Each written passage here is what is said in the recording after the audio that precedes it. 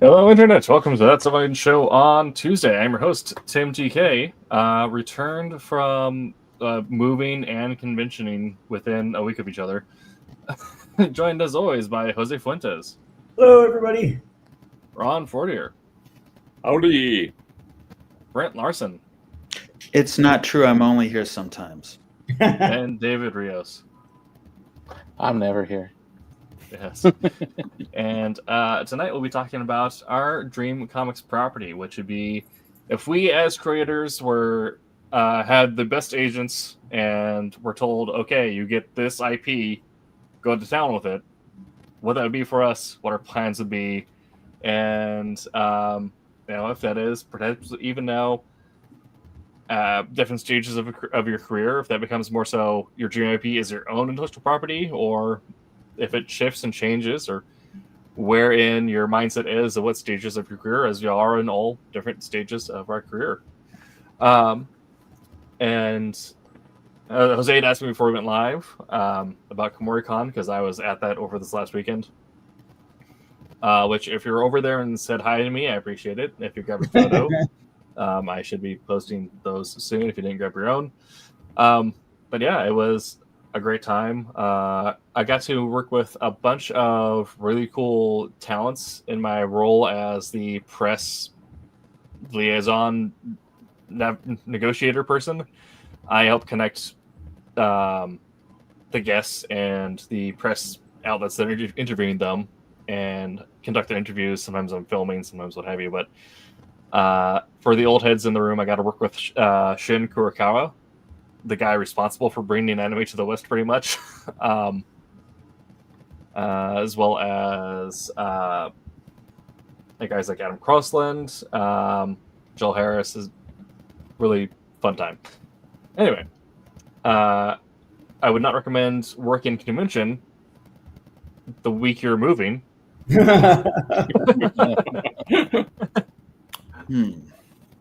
other than that, it was pretty good. And we are now in the new setup as seen by the new backdrop and our Avengers Funkos that my partner has set up in the style of a group shot climbing a stairwell. Anyway.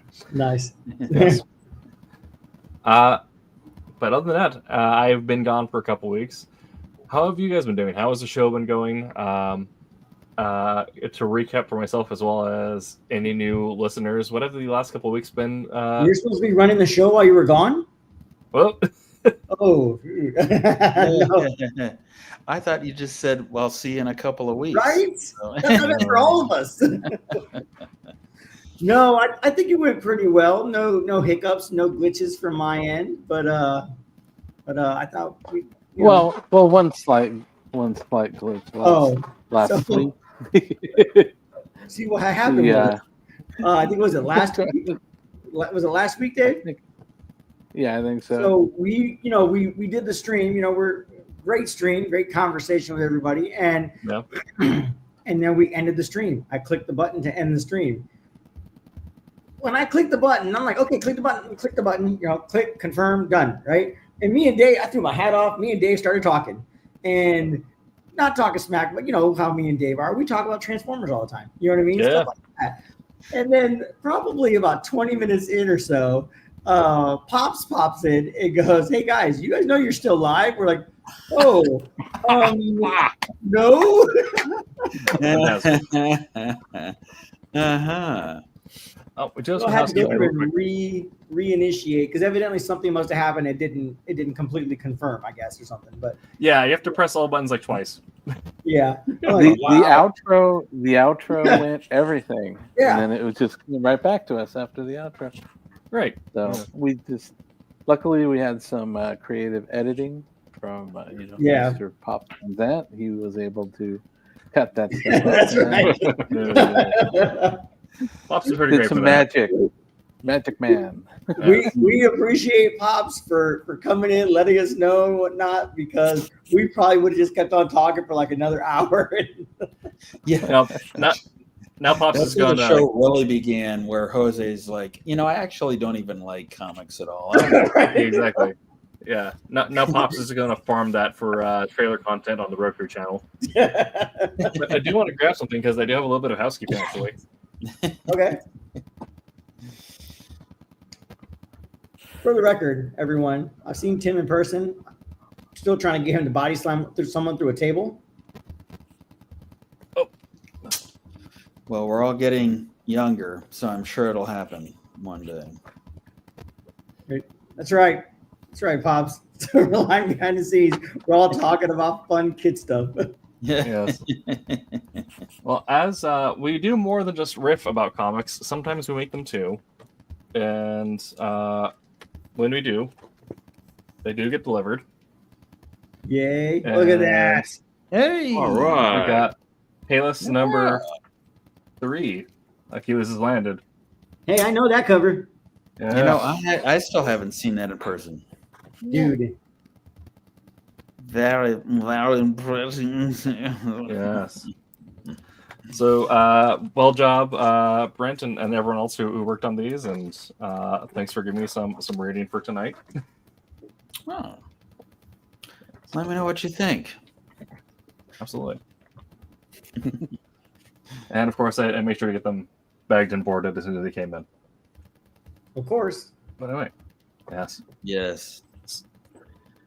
Yeah, Fund it's your cool. retirement. I had I saw for the first time. Well, no, that's technically the second time because I saw him at SiestaCon. But like I tabled right next to Salvador Raga at the show on Saturday, so I actually got him to sign my all the covers that he inked of mine because he did the inks Nice. for my pencils.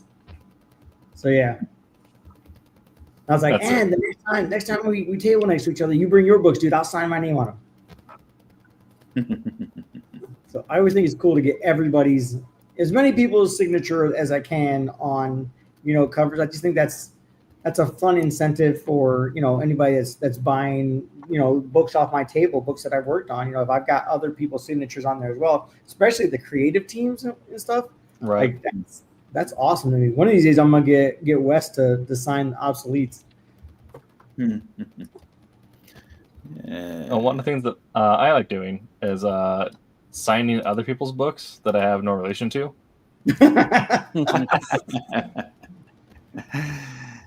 Or having people that aren't related to me sign my books and then do that whole thing. Whose signature is that? I actually like exactly, signing Ron's name on things. Right. Yeah, there you go. Yeah. I do shows a lot of times, and fans will come up with back issues of stuff that I've worked on over the years, and hey, I'm glad to autograph them for them. It's a privilege. I mean, I wouldn't have this career if it wasn't for them in the first place. But every now and then, you'll get an issue that somebody else wrote, and I'll check it out, and fans they just want a signature. Just what Brent said, though, I'll point it out and say, I wasn't on it this time. I didn't write this one. Oh, can you still sign it for me? Are you serious? That's awesome. All right. I'll sign things like, I didn't write it. Ron Portier. Right. What the heck, right? I think they did that with. I think some people do that with like McFarlane. They try to get him to sign Spider-Man books or something that he didn't do any of the runs of those. It's just I don't know what the idea is behind it. If they just want his signature for personal, for selling, or what. But from what I understand, he usually doesn't. He'll just say, I didn't do that book, so I'm not going to sign it, type thing. From what I remember. But he's not rude about it or anything. He's actually, everything I've heard, he's really nice. But he doesn't. No, I mean, the thing that gets me sometimes about signing is you'll have fans come to your table, all right?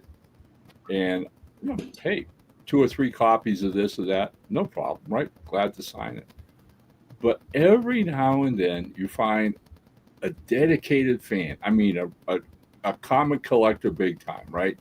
And they'll show up at my table with like 25 copies of books that I've written. I'm talking to other people, signing other things, and can you sign these for me? My wife looks at me like, so my thing to them is, okay, stand over here on the side, right over here on the side of the table, all right? And I mean, these things are all bagged with boards, right? So my thing is, take them out of the bags and the boards, all right? As I have a minute, I'll grab a couple. And then I go back to talking to the fans and the people I'm having conversations with or whatever. And if I see he's got 2 or 3 or she's got 2 or 3, I take him, autograph him, give him back to him. But I'm not going to sit there and take 25 comics out of the bags and the boards, sign them, and put them back for you. All right. You have them spread them all the way out and just take a paintbrush across them. Yeah. Just do one big signature across all of them. So it's which one becomes one piece. I'll admit I've never really had that problem. I ought to get where they have what Biden had at the White House, one of them auto pens, you know. Right. Yeah. You don't even have to be there at all. I've had it where Roller we're like, oh, take it around to the other guy, like, oh, he worked on it, he'll sign it, and they'll come around to me and it's like, oh, you signed it? It's like, I didn't work on that. That was Tommy.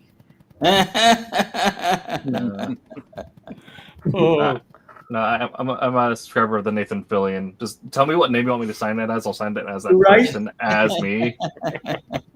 So yeah, like it doesn't have to be my name. It's all right. Anyway, so Nathan Fillion has signed a few things as Neil Patrick Harris, Nathan Fillion. Yes. Okay, but I like Ron's. I like Ron's solution. Signed, Ron. Hey. I didn't do this. That's perfect. Right. One of my favorite memories of being at a con dealing with signing was we were at a Baltimore show one time, and I literally got to be con neighbors with Stan Lee. Nice. He was to my left, so he's sitting there. My wife's sitting between us, myself. Well, obviously, all right. I mean, the minute the doors open, everybody's over to Stan like crazy, right? And they brought him all kinds of Marvel posters and everything for him to autograph. And I mean, the guy was busy all day long.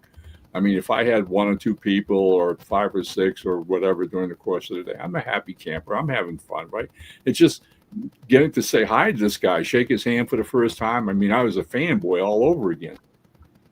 Well, along about the second day of the show, we're sitting there, right? And my wife had picked up a conversation with him because she's, like I said, sitting in the middle.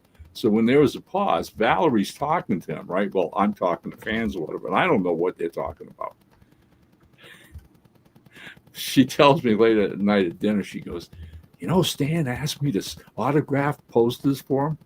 I said, excuse me? She goes, yeah, he had me come over, sit close to him, and he was getting tired. His hand was cramping up, so he was going to teach me how to write his signature. He wanted me to sign some of the posters while he did this. Nice. And she's like, I can't do that. I can't. Oh, sure. Nobody will know. Nobody will know. Yeah. You got to find a solution that works. And when you're realizing like that, it's a little hard. I know what Brandon Sanderson does is he'll have all the books brought up to a certain height to him. So he's just at the same position. And he'll have like his wife or one of his kids play Final Fantasy off the side so he can watch them play again while they're always signing.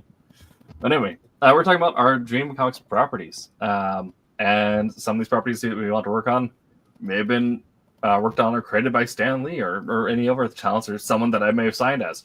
I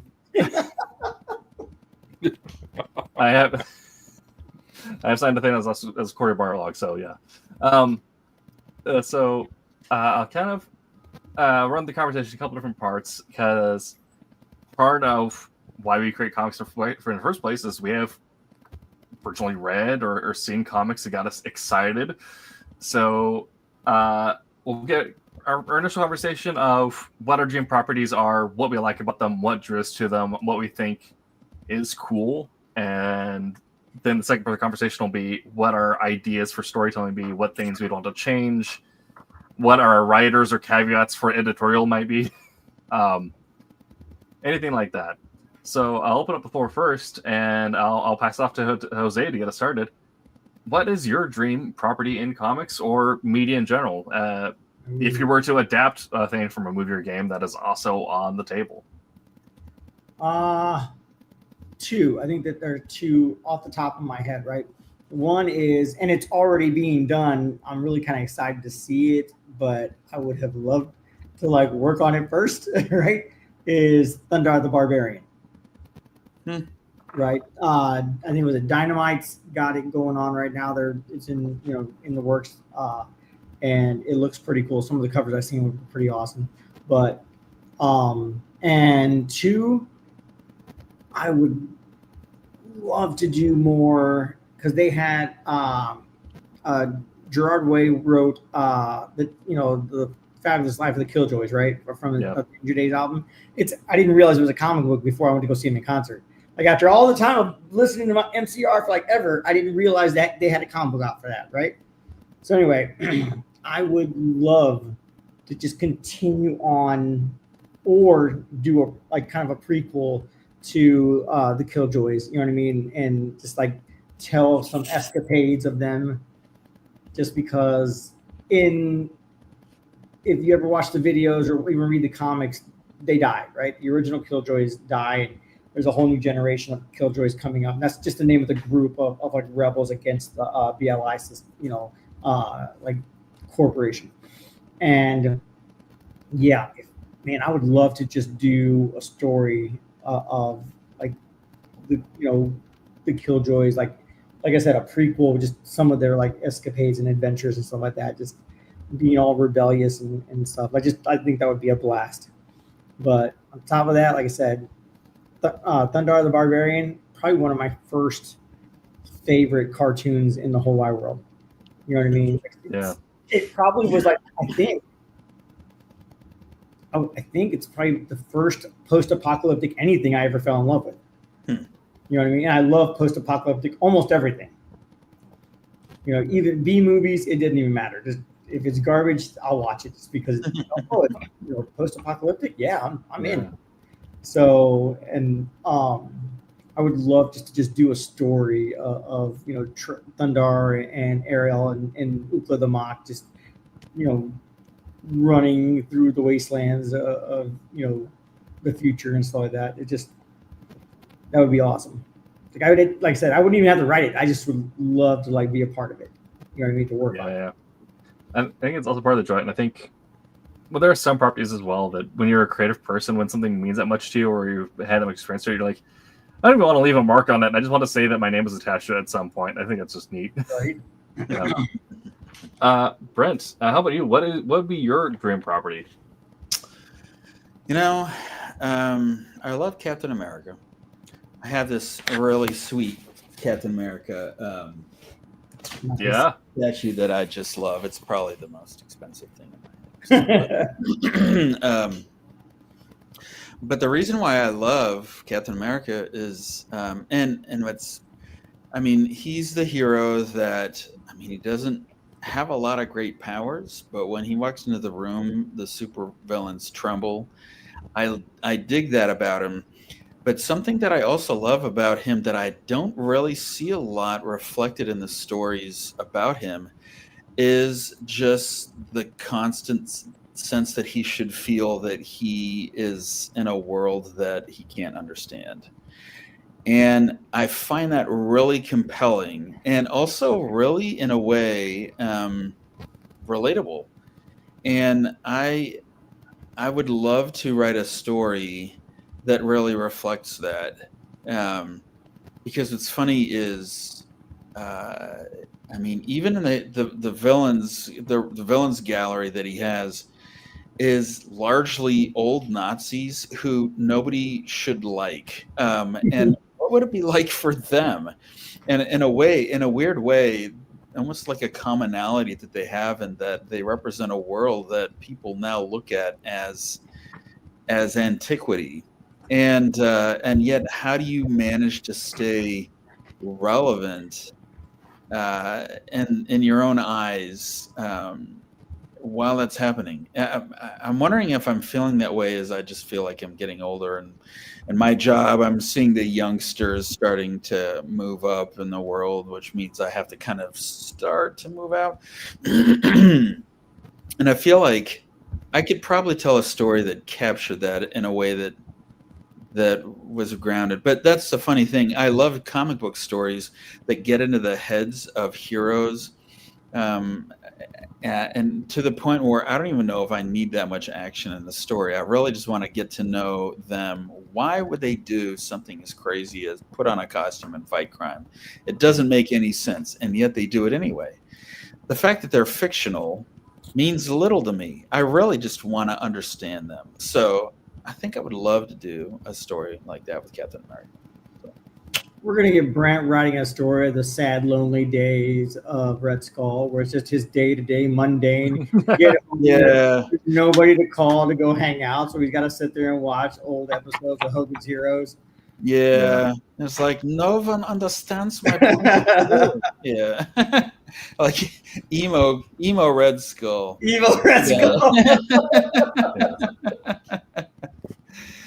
Oh. Yes. Wouldn't That it be reminds- weird if you found out eventually that the Red Skull totally didn't want to be a Nazi, did not want to commit to the genocidal, racist viewpoints, but he felt like he had no choice because he was typecast as a villain and he just had to go for it? I would dig that story. But He actually wanted to start an IPA in his own Right? Yeah. brew, you know. Yeah. Well, I kind of like the idea of what they did with some of the AIM scientists in some storylines, where there's kind of like, they funded my research. What else was I gonna do? Yeah. Yeah. I'm in the middle of the group here, so I'll go, and then I think we're just gonna zigzag down, and then we'll snake back around. So Ron will go twice in a row, give us his favorite properties, and then his grand ambition with them. But my favorite property, I've said multiple times, of course, is the X-Men, more particularly those dealing with this guy right here, Monsieur Cable. But I've had a lot of ideas, kind of like similar to like Brent mentioned, finding interesting ways to reuse a rogues gallery. Because after the Krakoa era, we had a lot of X-Men villains that have been either rehabilitated or brought into a different understanding, where Magneto's been rehabilitated for a long time. He's, the joke has been that ever since the ever since the 70s in Vietnam, it's been hard to say that Magneto was wrong. But you also have characters like Apocalypse and Exodus that have been brought into this kind of, they're not villains, they're not good guys. They'll defend mutants when mutants need defended. Other than that, they'll go off and do their own thing. But I think it'd be kind of fun to do an X-Force, because X-Force is what got me to X-Men, an X-Force property using a rogues gallery as the new guys willing to get their hands dirty. Because, if Scott Summers needs someone who's okay with a little bit of murder, Apocalypse is okay with a lot of murder. So I think it'd be fun to work on something like that. And I always loved that X-Force is where I feel like writers who got the okay to write X-Men, but then pitched a storyline that the editor was like, this cannot work on X-Men. That's where they got sent, was to work on X-Force. So I would like to do maybe, now doing Red Band again, or I don't want to get back to the days doing Marvel Max, but I'd like to do something that might be pushing the lines of Red Band with an X-Force title like that. Didn't Marvel still have like their mature line or whatever? Mature is now wrapped into Red Band, so you have to get the Red Band bag. So like Marvel Zombies right now is that. Gotcha. Oh, no kidding. Yeah.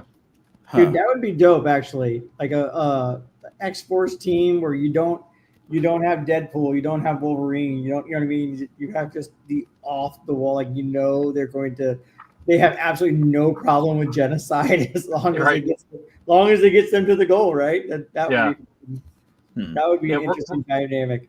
Where the internal conflict, instead of them handling like Fantomics going a little haywire, it's Apocalypse telling Mr. Sinister, stop stealing their genes.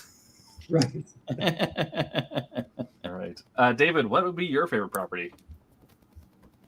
Well, before I get into that, there's one thing I wanted to kind of counter with that went along with Brent's thing is, with his Red Skull reference, that kind of reminded me of a book, a Star Wars book that I read many moons ago called Tales of the Cantina.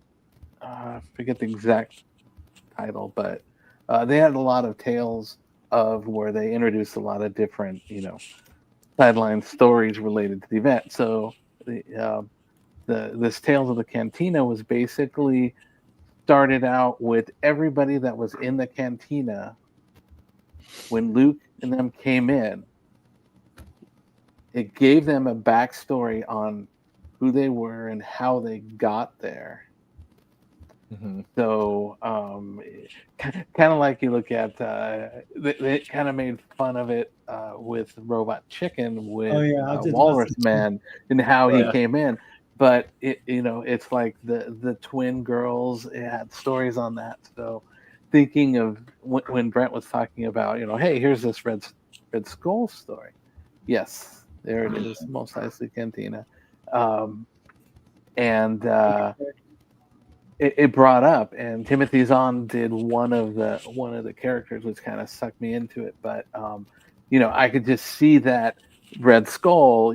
Like here's the side story that leads up to where he met up with Captain America, and all that. So that type of thing is what I was thinking. We still And love as you, far Fox. as my properties, I have to kind of go. I kind of say I have like a 1.5. Let's put it that way. Sure. My one property, full 1 point property would be, I would like to see expansion further of the Robotech New Generation / Mesopeda,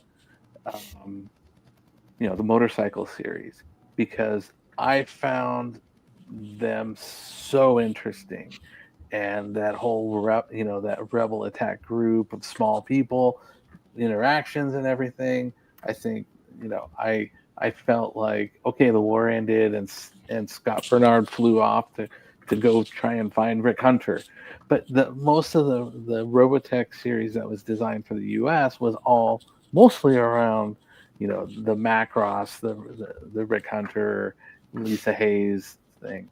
But I think that one and the middle series, Southern Cross / Robotech Masters, was a lot less. But I really, really connected with the the third series with all the motorcycles and all that stuff. For my half is I am a huge Gundam Epion fan, and that was all during the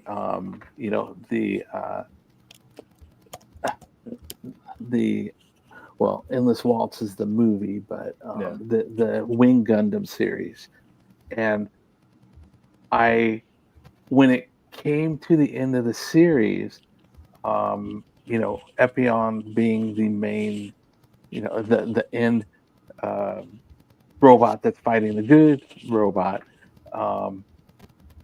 It was just, they developed it. It was great. You had this big dark red, Gundam fighting the white one and everything.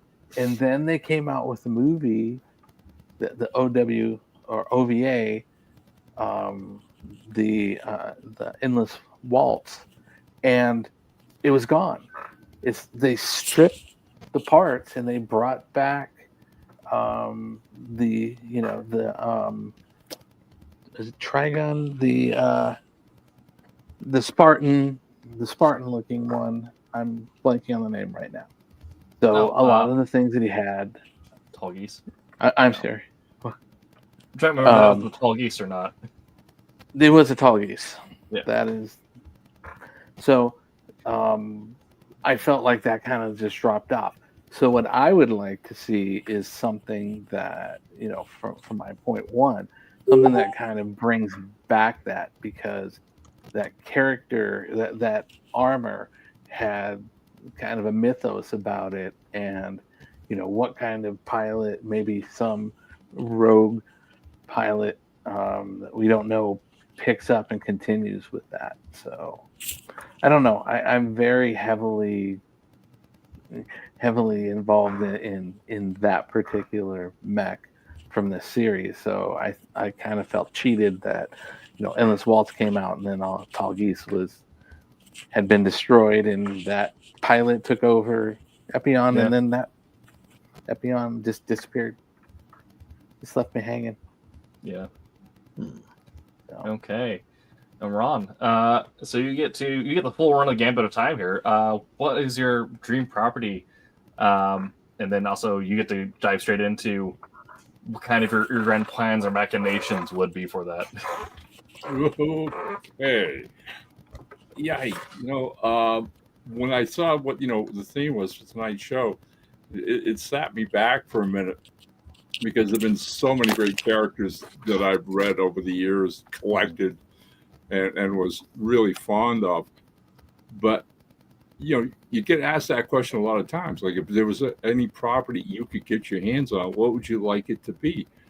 And after years in the business, I came back to the one property that always struck me as so much fun and so much what comics are really all about. And that's because I had the opportunity when I was just a child to get some old Golden Age comics that neighbors had and their children had in World War II, and get my hands on them and read them. And I was reading some of these great characters from the 1940s. And of them, the one that just blew my mind was the original, Yeah. one and only, Captain Marvel. It's Captain Marvel, people, not Shazam. Shazam's a wizard. Just for clarification. I don't care. Right. But C.C. Beck was a genius, all right, in creating this character. Because basically, as if you know your comic book history, Fawcett, was trying to compete with DC and Superman. And rather than do something that was so somber and so heavy-handed and so serious, all right, he gives us this 13-year-old boy who suddenly, because he meets a wizard in a subway, gets the ability to become a full-grown adult with magic powers. All right. And how does he cope with that? All right. The silliness of it was so wonderful to me. All right. Because, I mean, especially you're growing up and you can't wait to be an adult. All right. You can't wait to make decisions, to get your driver's license, all right, to walk into a bar and get that first beer, or have your dad take you seriously when you have an idea instead of just, okay. No, that's all enraptured in this concept. Billy Batson has the opportunity to be a full-grown adult. But then again, falling back to the genius of Beck, how does he act as that adult? Like a 13-year-old kid. Yep. He still acts like a 13-year-old kid, just having a gay old time in life and making all kinds of social faux pas all the time. Not only is this character so unique in and of itself, but then Beck just literally litters the background with him, with ultimately having Captain, Marvel Jr., Mary Marvel, and this slew of villains who were just as ridiculous. I mean, ultimately, his arch enemy is a worm. Yep. Right? It's this little green worm, Mr. Mind. All right. Oh, come on, guys. I mean, I have loved this character all my comic, collecting days. And literally, were I to get a hold of Captain Marvel, I don't think so much. There's no way I'd want to change him. I think, in the last few decades, I think DC has done some really decent projects with Captain Marvel and his own series. Some of those are really well handled, well done. But I don't think they tap the real potential of that dichotomy of adulthood and youth and the innocence of youth. And I have a unique perspective now of looking at it from the opposite direction. Because as I was telling Jose, before we got on, line here, tomorrow morning, I'm going to wake up and be 79 years old. Mhm. But guess what, guys? Metaphorically, I still feel like I'm 13. I really do. Okay. And Told you, that's 27. and that's where that magic in that character existed.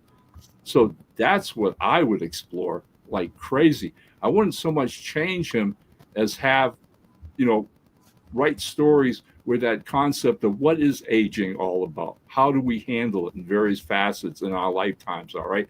And how fast it really goes. I know that for a fact. Absolutely. Okay, sneaking back around. David, so with Macross or Gundam Epion, what kind of would be your grand machinations with these? What would you seek to accomplish with your work on this? Wow.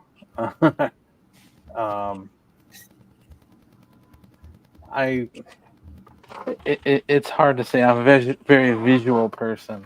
I mean, I like to explore a lot, from personality wise, what happened with the characters, in the Macross world, how they got along, because you had you had the lonely soldier boy who would basically dress up as the female singer to hide whatever happened with that, and he kind of connected with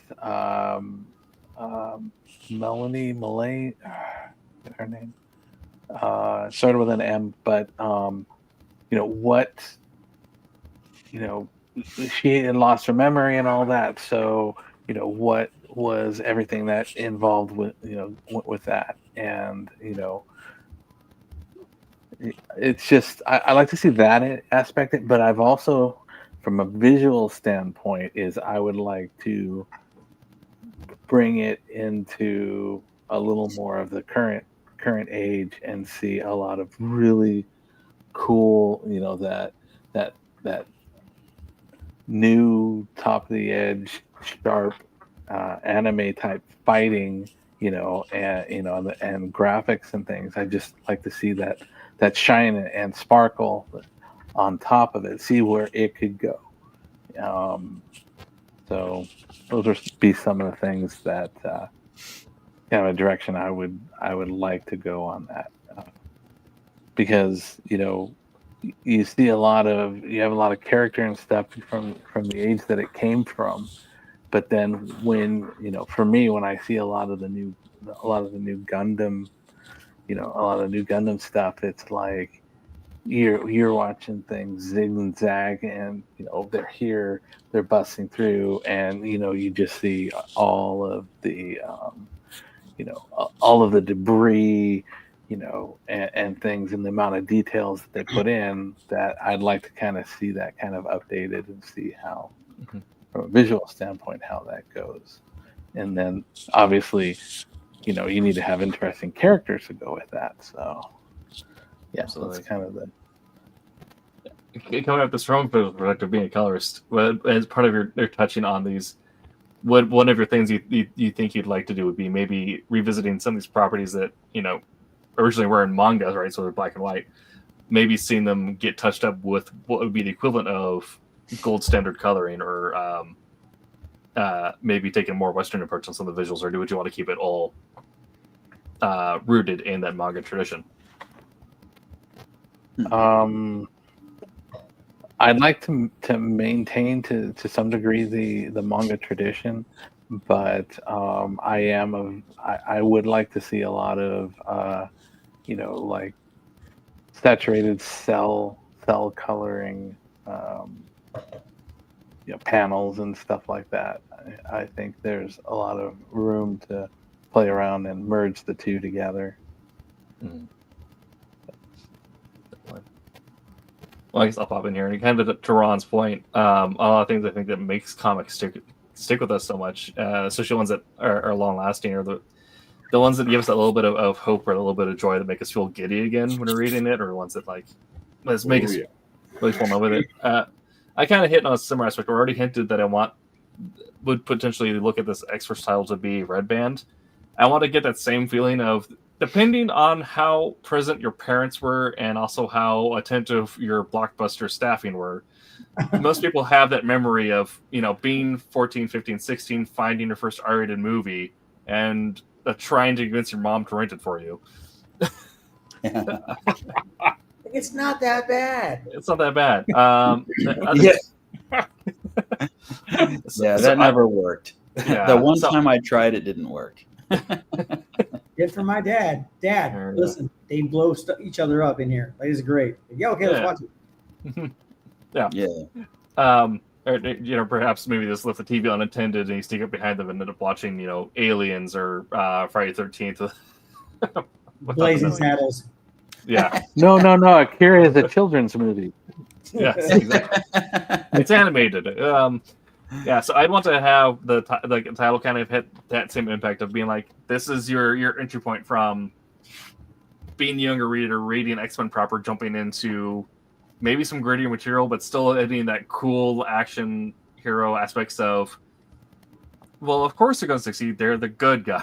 There's going to be tension. There's going to be stakes, but, and kind of hitting a couple of ideas of understanding differences between forgiveness and acceptance, right? You can forgive someone without fully accepting what they did or fully accepting who they are, whereas also you as a person can redeem yourself without having to fully change who you are, what makes you a person. But kind of an understanding of slight changes to character dynamics that again, the caveat with editorial will be like, these have to stick around for a little bit if we continue the title on. I don't care what happens to other titles, whatever, but if this title continues on, they need to stick around, and also you need to be okay with me opening the comic with a classic hallway carnage scene, which if you've ever seen, it's a trope in hyper-violent movies particularly, but the idea of you have one shot down a hallway and it's just people getting bodied all the way down. By the idea of opening a comic with Apocalypse going into introducing, because one of the things I like about the new run of X-Men is they're introducing a lot of new villains. They're not necessarily resting on their laurels. They've kind of, I think it's the beauty of the Krakoa era into the new era is okay, the villains have all kind of accepted who they are, shut them off. Now we're going to introduce new villains and now get writers a chance to kind of do whatever we want. So we got, people like Revelation, Sarah Gaunt, all this other stuff. And so we have an idea of, we introduce this new villainous group, perhaps like the inheritors of the Trask IP, right? And maybe some not Roxxon, but a similar style thing where there is Sentinels, for better or worse, are intellectual property in the Marvel Universe. So a corporation could buy the rights to them after Trask has been gone and has gone away. And then we get into some corporate espionage stuff or whatever. But this body scene of corporate security and whatever, essentially a paramilitary force getting just bodied, slaughtered, Apocalypse and Exodus just carving their way through a hallway. And then Apocalypse, and when we get to the title credits, it's Apocalypse radioing into Scott. And we get this idea of, okay, Apocalypse is maybe becoming a little, not subservient, but understanding there's a new power dynamic and his whole thing of there's a new fittest, therefore this is my place in it. Right? And so playing the idea of people being bound by their code of ethics or by their understanding and like that. But the idea of, having Apocalypse being the one radioing to Cyclops, hey, we're in. And it'd be kind of a neat way to subvert expectations and then build on new dynamics and twist them just a little bit, and then give us room to introduce new villains and new characters. I can totally see that, Tim. I can see Scott telling them, listen, we need to go in quietly. And then Apocalypse I got you. And then a little bit later, radios in, we're in. And then he just shows him behind with everyone dead behind him. And they're like, we were supposed to go in quietly. They didn't say a word. Exactly. I don't know. I mean, Scott and Apocalypse. What next? Do they start fighting crime together? Do they investigate crime scenes with Apocalypse and Scott together for the first time for the lab? Right. I don't think we'd be able to get away with buddy cop, but we could get away with there was this new existential threat to mutantdom, and then maybe also introduce Apocalypse and Exodus trying to find new homelands for mutants or trying to understand the survival of the fittest order, right? Introduce a human character to jump on with X-Force that's happened before, where maybe we have someone like a Jack Flag or Rick Jones, a human who's okay with a little bit of bodies didn't hurt anyone. Apocalypse like, all right, maybe they are fit. Maybe they do have a place in the world order. Huh. All right. Okay. Brent, what would be your grand machination? What are your grand plans with your property?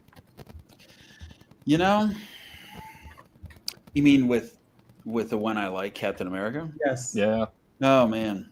You know, okay, do you guys remember the new universe in the 80s that Marvel relaunched and it didn't really work out very well? Starbrand was the lead. Yeah. Do you remember they did a one-shot called A Pit? Do you guys remember this? It's where basically Starbrand, the Starbrand happened, the white event would happen when he would take it was like a tattoo, but it was like something you could move, and you put it on an inanimate object. And he does this, but he does it way too close to Earth. And as a result, this sphere of power basically utterly destroys Pittsburgh. Do you remember this? It was actually pretty well written. But the idea, I just remember reading it when I was younger and going, whoa, you can do that in comics? Like you could change the landscape of the world, the seemingly real world. And I've kind of wanted to try to do that in comics. The idea that, in the big two, for better, for worse, they're so locked into the status quo that if they blew up Pittsburgh, Doctor Strange would be coming along towards the end to fix everything up and everything would be fine. And I don't know, people would have a lingering memory at best. Well, what if they couldn't do that? What if at the end there was no redo and they realized millions of people were dead and there's just no way to fix it? How would that impact the rest of the world? I feel like that has not really also been explored very well. So, and what would happen if Captain America was at the forefront of that fight? I even remember when the first Civil War happened, and what were their names? Was it the New Warriors or Speedball or whatever? Those guys, they caused the death of several kids at a school or something like that, and that's what starts the whole shebang. You don't really hear about that anymore, but that is really weighty as far as especially Marvel goes. It's almost like I wish they hadn't let it die out. It was such a huge, dark, but also real world feeling thing that I kind of wish that the effects of it could stick around. So if I were going to have a shot at Captain America, I would see him either observing or maybe even directly being responsible for something that can't be undone, and something that would, I don't know, Florida falls into the ocean because the Red Skull just doesn't like retirees, and Cap wasn't able to stop him in time. And so now there's only 49 states. What would that do to America? I would love to investigate that question. Yeah. I think they went after Florida. The home was so flying. Drop me into the ocean. Yeah, well, I'm here too, man. Okay, I'd be the first to go to. I'd be the last. I'm inland, but yeah, yeah. Do you guys remember the series Mark Waid did a while ago called Irredeemable? I think it was called. Did you guys ever read that one? It was basically a story. It was all made up heroes, but it was like the Superman character. What would happen if he basically went crazy, and the whole world lived in fear of him? And at one point, he was just so mad. He basically destroyed Indonesia, I think it was. Yeah. He superheated the island at a it was underwater anyway. And then he flew up, and then he just flew down really fast and hit it, and the whole thing just sank, and everyone died. And you're like, whoa! Can you really do that in a superhero book? I'm like, I almost feel like, hey man, if you don't do something like that, people are just going to keep going. Death isn't a real thing in the comics. I'm like, come on. Death is one of the hugest motivators of fiction. Yeah. It's the ultimate result of conflict, and you got to have more of that if you're going to tell really weighty stories. And I would love to see at least some real world realization of that fact. And I'd love to do it myself. Of course, the America writer would then just undo everything I did, and I guess that's the way it goes. Brent wants to destroy Pittsburgh or Florida. That's what I'm hearing. Yeah. That's got to do what the writer of Death of Wolverine put in their writer. We're saying, like, okay, we do this Death of Wolverine storyline for 5 years. We cannot bring back Wolverine. That is put in stone. Yeah. Yeah. I mean, and that part of that too is, I mean, Marvel was probably like, we need to retire our flagship character because people are starting to get too familiar with him. Yeah. So that whole the death of Wolverine, it was someone wanting to tell a really good Wolverine story, but it was also, there was corporate maneuvering happening, which I'm like, you never really it was pretty cool. Like towards the end, like at the end, right? It was very much, to me, it seemed very much like the end of like 30 Days a Night, right? Mm-hmm. Like he knew it was coming, he knew it was going to happen. No matter, there was nothing you could do about it. I'm going to get one last in, and then I'm going to see daylight, right? It reminded me of the exact same thing. So like in the end, reading that, I was like, whoa, okay. I may not have liked Wolverine very much because just to let you people know, I don't like Wolverine very much. End, right? That was a really cool, like, I don't know. I dug it. Okay. And then they brought him back. Yeah. You have to, but yeah. You know what would be cool? I mean, listening to you guys talk, and I'm thinking to myself, what would be really cool would be to do a story whereby there were super characters in the world, right? And they're all getting to a point, you know, on an age and whatever, and they've done the whole hero bit, you know, to the max. But somewheres in the world, there was a despot, all right, running this country and absolutely, you know, keeping his people in chain and causing them all kinds of grief and everything else. And, you know, a new Hitler coming on the scene. And he was basically going to, you know, challenge the world for supremacy and all this. And all these old superheroes get together, right, and basically decide just one final swan song where, you know, take the chains off and, you know, without, you know, just telling the president to go to hell, they're going to take care of it for him. And then going down there knowing that, you know, most of them won't even survive it, but they'll take down this country with them. And I'm envisioning myself the spectacular, you know, trope of Peckinpah's The Wild Bunch. All right, just let loose and just use those superpowers and wipe out hundreds of soldiers and this and that. And boom, boom, boom, boom, boom, as they all start to fall one after the other. But like I said, you know, the big finale, they blow up the palace and the despot and everything else, and that's their tombstone. There you go. Absolutely. And for those of you listening at home, for those of you listening at home, what has happened with Ron's conversation here? Keep that in mind because we're going to come back to that at the end of the show here. I'm like, I would like to see that whole thing of, you know, like Ron's saying, okay, everybody, you got the new power and all this stuff, and you got all the heroes, and then I would like to see the heroes come in and just fail, have the despot win. Way too powerful. They didn't know the power level of him. He wipes the floor with them. The end. Dark ending. We move on. Is it weird that I just want to draw the superheroes dying? Yeah. Body parts blowing off, head coming off somewhere, like all of a sudden someone snapped in half and whatnot. It's really weird, but I want to draw all that. Well, anyway, speaking of drawing stuff, Jose, with your property, what would be your grand machinations? You know, for Thundar, one of the main villains in Thundar is Gemini, right? They do head shifts and whatnot. But it seems to me like it only ever kind of took place in like California.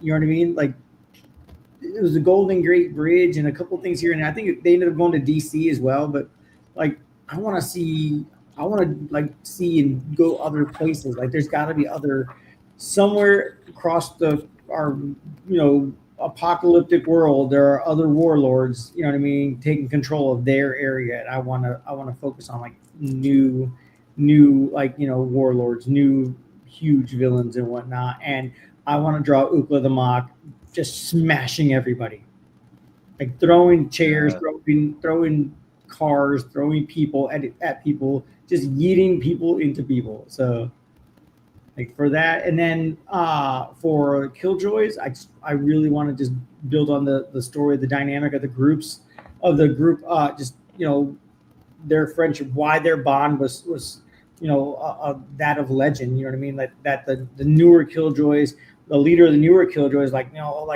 I want to be just like Party Poison. I want to be, I'm going to be better than him. But like, there had to be a person that he was already aspiring to be, to come to the decision that I'm going to be, a better person. They're going to put my name in the history books and get rid of his, right? So I want to develop that history. I want to develop that like legendary status, you know what I mean, with those characters, and just the dynamic like between all four of them.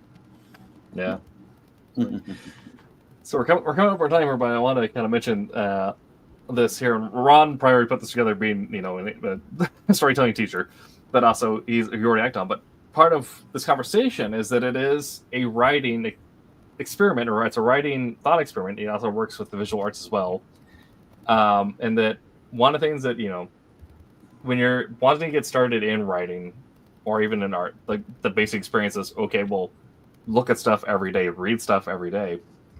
And then when you're looking at it, when you're reading it, think about what would you do? What would you think is cooler to do? What are the choices you would make?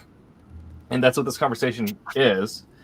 And you can use that then to spur on your own other ideas, because really the only thing separating us from doing these is independent storylines, versus, as the actual properties they are, is we change the names and costumes for legal purposes. But we can still conduct all these storylines we talked about in different fashions. And it's kind of what, and Ron has already made that jump. It makes sense because, he's been in this game for a couple of weeks. Forever. and so that's, and so it's not something you may not, at a point you may not even do it consciously, but I guarantee you that, like, I do that. Ron probably does that every time he picks up his book. Is like, oh, okay, I probably would have done this instead. And depending on where you are in your career as well, that same process could be, if you are at a point like where maybe you are, if you're already super developed on it, but thank you for listening. I don't know why you're here. But if you're somebody in a point in your career where you're like Scott Snyder, you can go to DC and pitch the absolute universe. We're like, okay, we take our trinity of characters and we make them all working class and make the world just terrible. And you get the same idea of, okay, but this is what I want to do with it. Versus, you might do something like what happened to the Birth of Image, right? With McFarlane, where he's like, I like the idea of Spawn as a character, but I want to do more with it and we'll make it a little bit differently. So I'm going, Venom as a character, but I want to do something a little different and I want to make it a little stranger. So he goes and creates Spawn. And these, understanding your relationship with your favorite properties and then having that ability to think critically about it and understanding what choices you want to make, what storylines you want to tell, and what you can pull from that, and then whether or not in your position to actually pitch it or just rip off ideas, rip off characters, and make Wanted, right? Because that's also what happened with Wanted.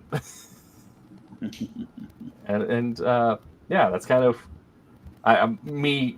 This show has been an hour of me coursing my friends into doing writing class thought experiments.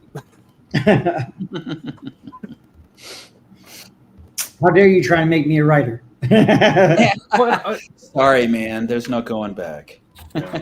Jose, I'm sure you can also speak to this. And it's also the same as an illustrator, right? It's also, you probably have the same thought process when you're looking at a piece someone has done and understanding, like, what would be my take on this? Or what would I want to do with this? It is. It absolutely is. How would I have drawn this? How would I have redone this scene? Right. I think it's almost impossible to look at any narrative as something original, right? That hasn't been done 100 different times. All right, but it becomes a challenge of creators of what kind of spin do you put on this, right? Mm-hmm. And that was one of the reasons why I wrote a thing called Chivalry Incorporated, which is in Roland's hands right now. It's a completed 3-issue miniseries. But that whole thing was predicated on 20, 30 years ago, looking at X-Men and other comics at that time, and the overuse of like telepathy. All right.